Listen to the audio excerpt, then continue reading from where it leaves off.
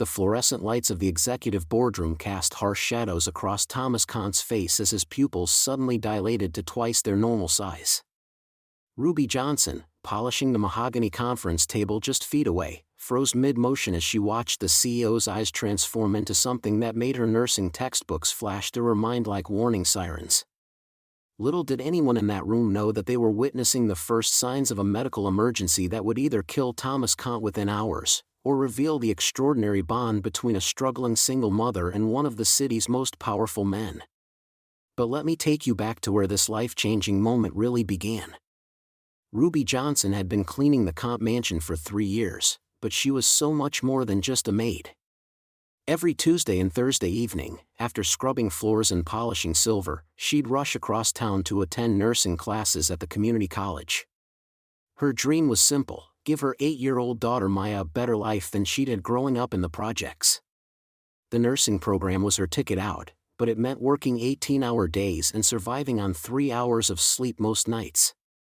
"Mrs. Johnson, could you handle the upstairs offices today? We're having the quarterly board meeting here instead of downtown," Thomas Kahn had said that morning, barely looking up from his laptop. He was always like this, polite but distant, treating her more like furniture that occasionally moved around his house. Thomas Kahn was the kind of man who commanded rooms without trying. At 42, he'd built his father's small construction company into a billion-dollar real estate empire, but the pressure was literally killing him. He worked 16-hour days, lived on energy drinks and aspirin, and hadn't taken a real vacation in 5 years. His wife Sarah constantly begged him to slow down, but Thomas believed that stopping meant failing, and failure meant losing everything he'd worked to build. As Ruby worked her way through the mansion that Thursday afternoon, she noticed Thomas seemed different. More agitated than usual. He kept rubbing his temples and squinting at his computer screen like he was having trouble focusing. She'd learned to read the signs of stress from her nursing classes: elevated blood pressure, muscle tension, changes in behavior. But what happened next shocked everyone in that boardroom. Ruby was polishing the oak table when she glanced up and saw Thomas mid-conversation with his vice president, David Chen. Thomas was explaining their latest acquisition deal when his pupils suddenly dilated dramatically. Not the normal dilation you'd see in dim light, this was different. Massive. Unnatural.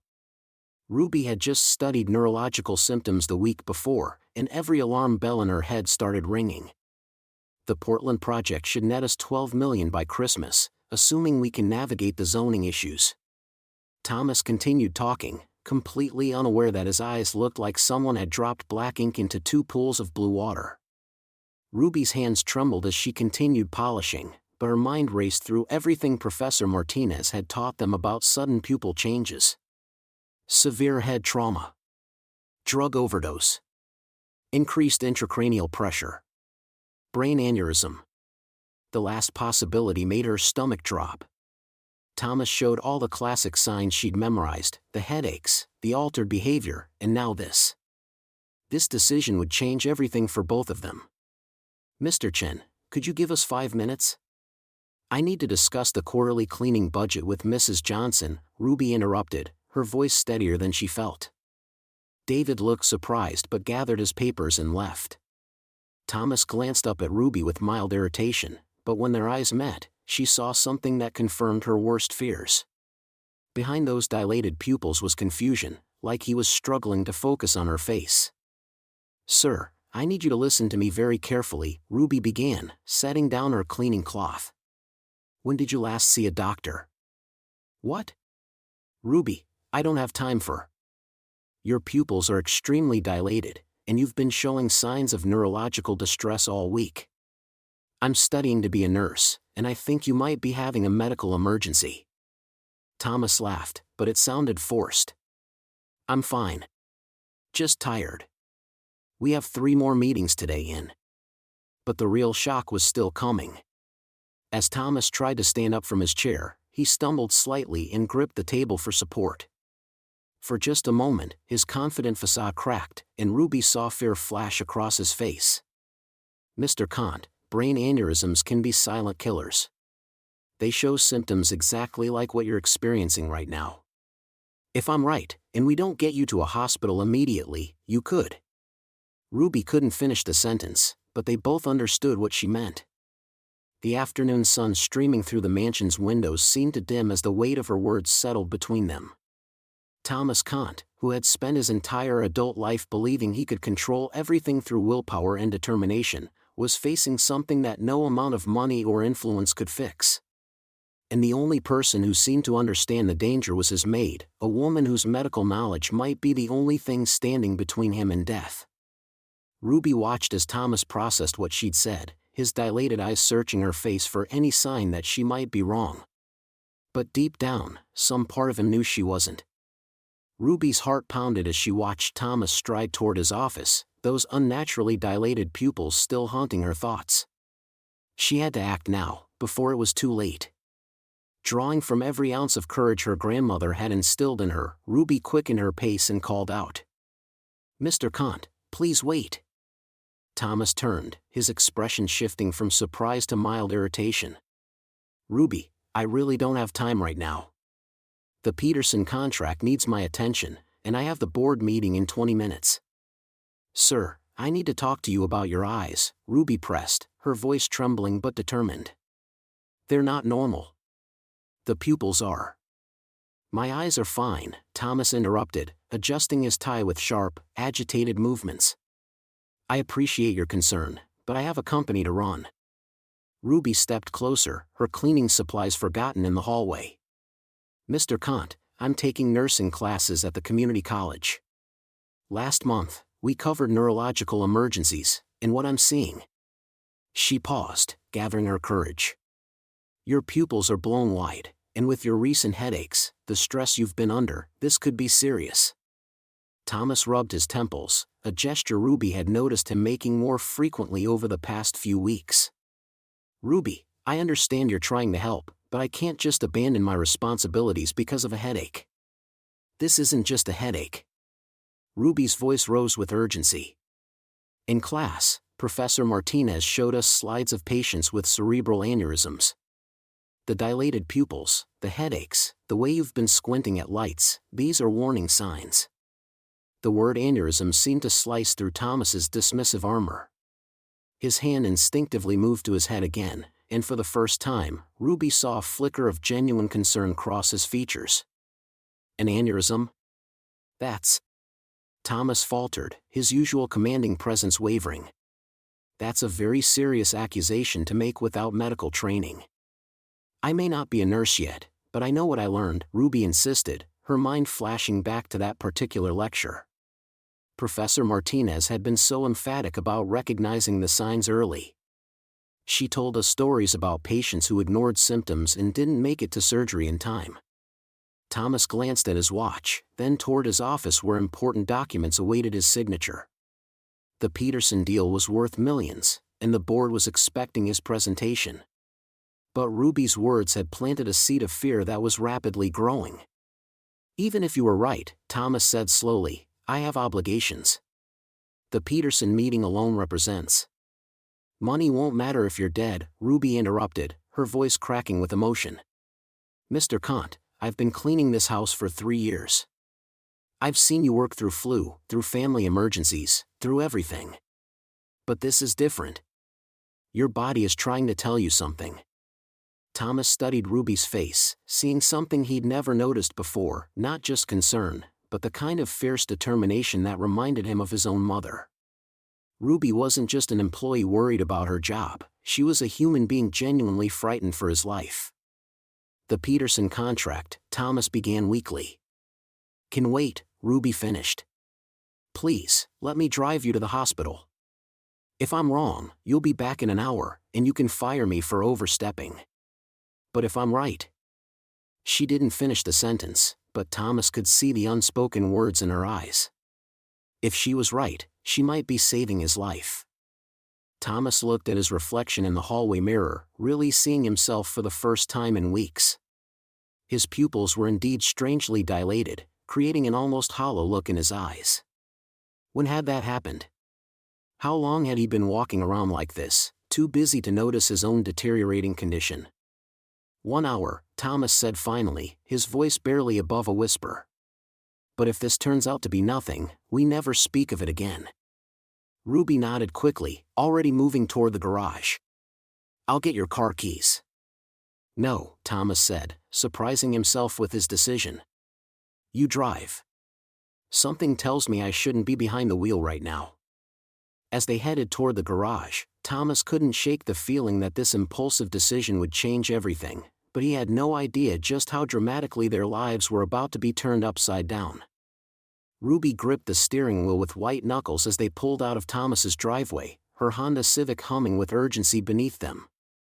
In the passenger seat, Thomas sat rigid, his expensive suit wrinkled from their rushed departure. The afternoon sun cast long shadows across the dashboard as Ruby navigated through the suburban streets toward downtown Atlanta. This is insane, Thomas muttered, checking his phone for the third time in 2 minutes. I'm missing the Morrison acquisition meeting. Do you know how much money is on the line? Ruby glanced at him through the rearview mirror, noting how his left pupil remained noticeably larger than his right. The asymmetry sent chills down her spine. Mr. Kant, money won't matter if you're dead. Dead? Thomas scoffed, but his voice carried a tremor of uncertainty. Ruby, I appreciate your concern, but you're not a doctor. You're taking night classes. The words stung, but Ruby pressed on. Traffic began to thicken as they approached the interstate, and her heart sank as she saw the familiar glow of brake lights stretching endlessly ahead. Rush hour was starting early today. Come on, she whispered, drumming her fingers against the wheel. They crawled forward at a snail's pace, trapped between an 18-wheeler and a minivan full of soccer equipment. Thomas noticed her growing agitation. Look, if it makes you feel better, we're heading to the hospital. But after they tell us I'm fine, I need you to drive me straight back for the meeting. Ruby's mind drifted to her evening anatomy class just 3 weeks ago. Professor Martinez had shown them slides of brain aneurysms, explaining how the blood vessel walls weakened and bulged like overinflated balloons. Pupil asymmetry, he'd said, pointing to a diagram with his laser pointer, is often one of the first visible signs of increased intracranial pressure. When you see it, every minute counts. Ruby? Thomas's voice pulled her back to reality. I asked you a question. Sorry, what? I said, why are you doing this? You barely know me beyond picking up after me and my family. The traffic inched forward another few feet. Ruby caught sight of Thomas in the peripheral vision. He was rubbing his temple now, squinting slightly. Her stomach tightened with fresh worry. My mama always taught me that when you see someone in trouble, you help them, she said quietly. Rich, poor, black, white, doesn't matter. Life is life. Thomas fell silent for a moment. When he spoke again, his voice was softer. Tell me about your mother. Ruby smiled despite her anxiety. She was a nurse at Grady Hospital for 37 years. Worked double shifts to keep food on our table after my daddy left. She used to say that healing wasn't just about medicine, it was about paying attention, about seeing what others miss. Is that why you're studying nursing? Trying to follow in her footsteps, even if I'm starting late. Ruby's voice caught slightly. She passed 2 years ago from cancer. Never got to see me in scrubs. The confession hung between them as they finally reached a break in traffic. Ruby pressed the accelerator, weaving carefully between lanes. She could see the hospital's Red Cross sign in the distance now, maybe 10 more minutes away. I'm sorry about your mother, Thomas said, and for the first time, he sounded genuinely present instead of distracted by work thoughts. She would have liked you, actually, Ruby replied, surprising herself with the admission. She always said the hardest working people were often the loneliest. Thomas looked at her sharply. What makes you think I'm lonely? Ruby merged into the right lane, hospital exit just ahead. You work 16-hour days, eat dinner alone at your desk, and the only conversations you have at home are about schedules and logistics. When's the last time you had a real conversation with someone who wasn't trying to sell you something or get something from you? The question seemed to catch Thomas off guard. He opened his mouth to respond, then closed it, his brow furrowing in concentration, or pain. My head, he said suddenly, pressing both palms against his temples. It's really starting to throb now. Ruby's foot found the accelerator as true fear shot through her. The hospital loomed ahead, but she could see Thomas growing paler by the second. His breathing had become shallow, and when she looked at his eyes in the mirror, both pupils seemed to be dilating now. "We're almost there, Mr. Kant. Just hold on." But as they screeched into the hospital parking lot, Ruby realized their problems had only just begun. The emergency room entrance was packed with people, and she could already see the long wait time sign flashing ominously above the doors. The automatic doors of the emergency room burst open as Ruby half-dragged, half-supported Thomas through the entrance. The bright fluorescent lights overhead buzzed ominously, and the familiar smell of disinfectant hit her like a wall. Thomas stumbled slightly, his hand pressed against his temple, his breathing shallow and rapid. "Help! I need help over here!" Ruby called out, her voice cutting through the typical ER chaos. A young triage nurse looked up from her computer screen with the kind of practiced calm that came from years of dealing with panicked families. "Ma'am, you'll need to sign in and wait."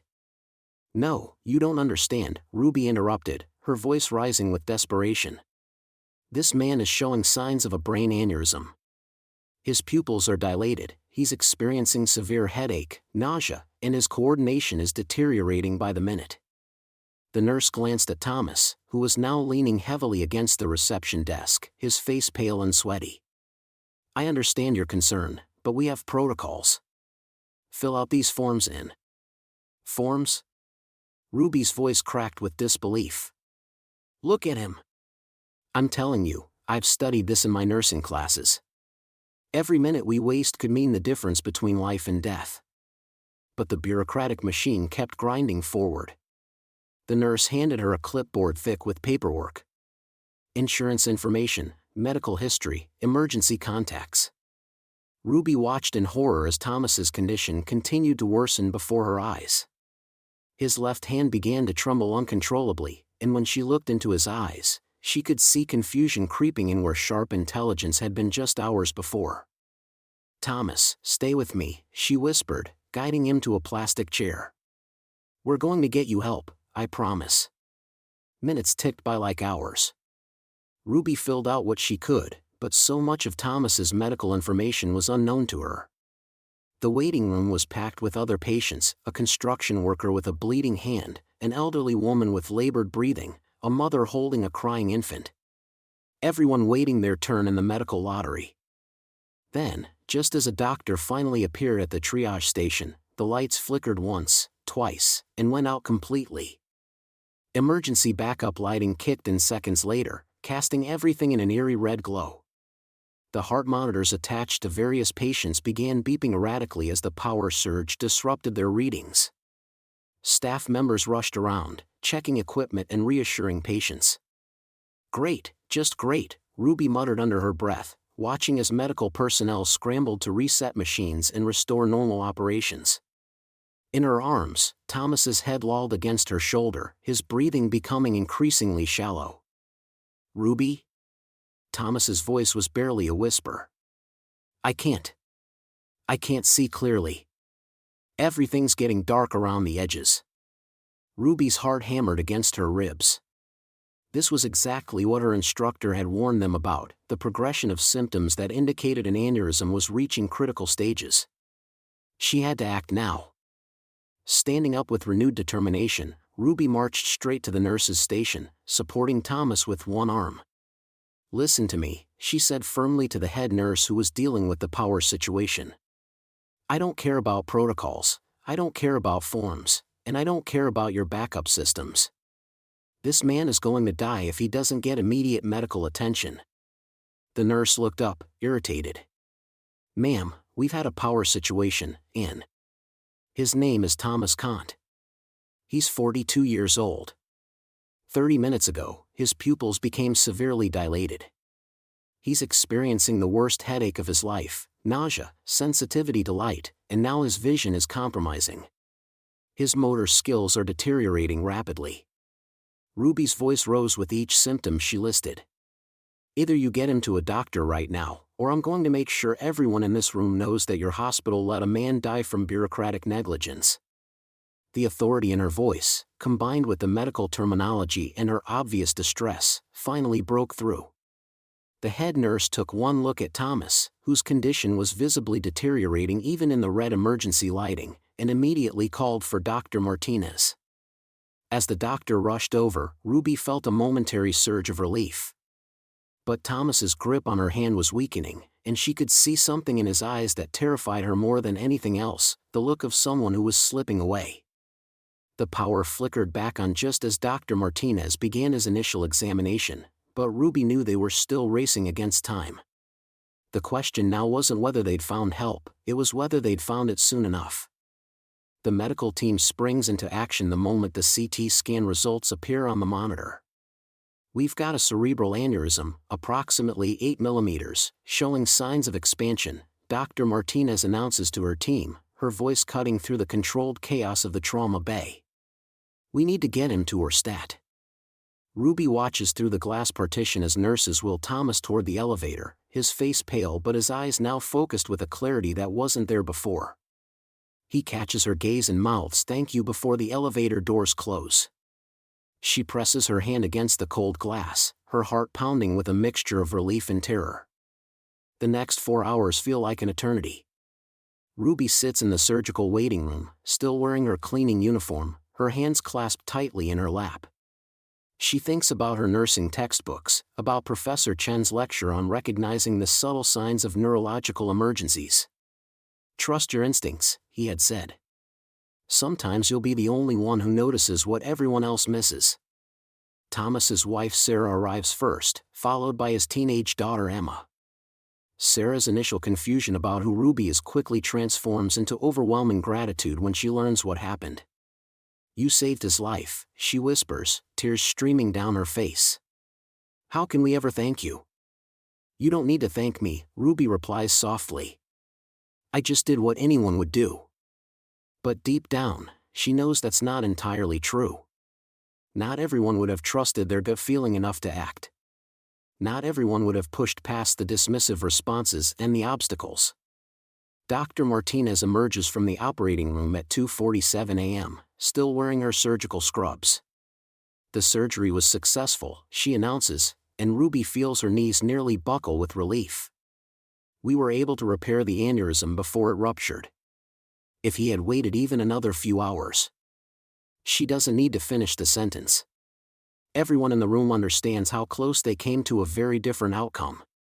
When Thomas is finally awake and stable enough for visitors, he asks to see Ruby first. She enters the ICU room hesitantly, taking in the maze of monitors and tubes surrounding his bed. But his eyes are clear now, truly clear, and when he sees her, he smiles. "Ruby," he says, his voice hoarse from the breathing tube. "I owe you my life." "You don't owe me anything, Mr. Kant," she replies, but he shakes his head weakly. "Thomas," he corrects. "And yes, I do. You saw something in me that I couldn't see in myself. You trusted your knowledge and your instincts when I was too stubborn and too proud to listen." He pauses, gathering strength. "I've been thinking about a lot of things while I was lying here. About priorities, about what really matters." Over the following weeks, as Thomas recovers, their conversation continues. He learns about Ruby's dreams of becoming a nurse, about the financial struggles that forced her to put her education on hold. When he offers to pay for her nursing school, she initially refuses, but he insists it's not charity, it's an investment in someone who has already proven she has the instincts and compassion to save lives. 3 months later, Ruby enrolls full-time in the nursing program.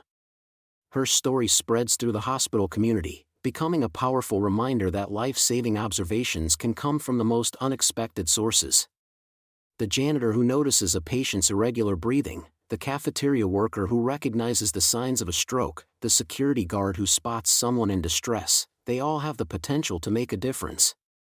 Thomas returns to work with a new perspective on leadership and the value of listening to those around him, regardless of their position on the corporate ladder. He implements new policies that encourage all employees to speak up when they notice safety concerns, and he regularly tells Ruby's story at company meetings. Ruby's nursing professors use her experience as a teaching example, showing how crucial it is to trust clinical instincts and act on them, even in the face of resistance. Her quick thinking and determination saved a life and changed the trajectory of her own future. The dilated pupils that Ruby noticed that day weren't just a medical symptom, they were a sign that sometimes the most important observations come from people who care enough to look closely and act courageously.